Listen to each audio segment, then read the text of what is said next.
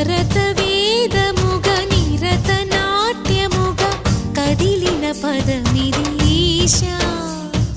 శివని వేదనగా అవని వేదనగా పలికెను పదము పరేశా నీలకు